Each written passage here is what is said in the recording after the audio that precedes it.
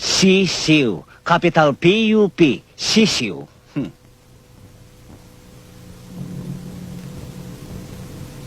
Who is the greatest Filipino painter?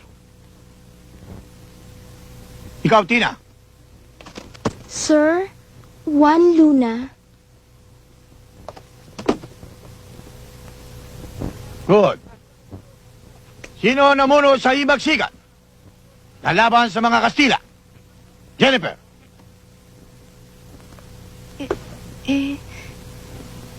Sir, si... Oh. Bonifacio. Si Bonifacio, sir. Si Bonifacio. Good. Sino naman ang utak ng Katipunan?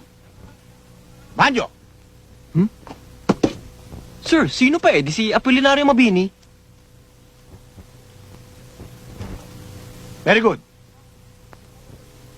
Who discovered the Philippines? You, Madonna.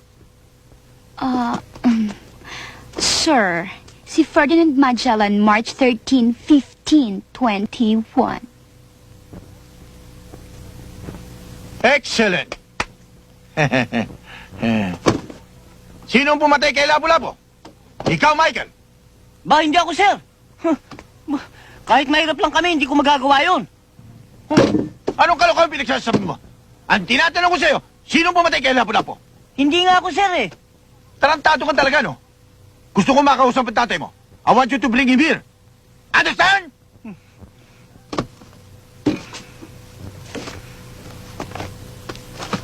Yes, sir.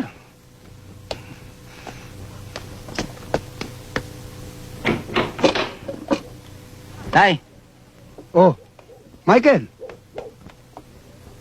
tay, ibig daw kayong makausap sa eskwela. bakit?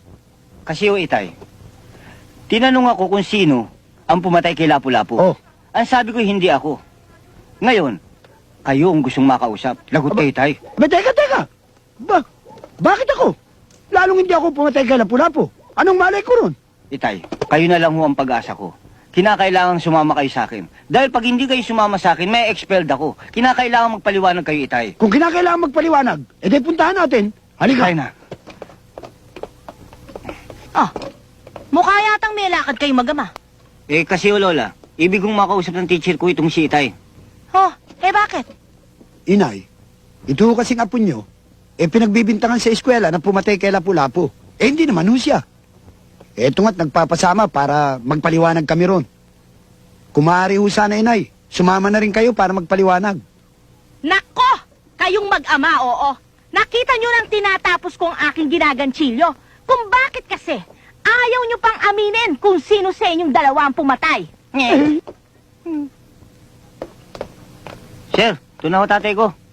Ano ho bang may paglilingkod ko sa inyo? Anong may paglilingkod? Kayo ang nagpatawag sa akin eh.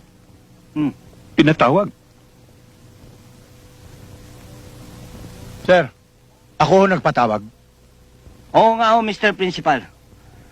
Pinagbibintangan kami na kami raw ang pumatay kay Lapu-Lapu.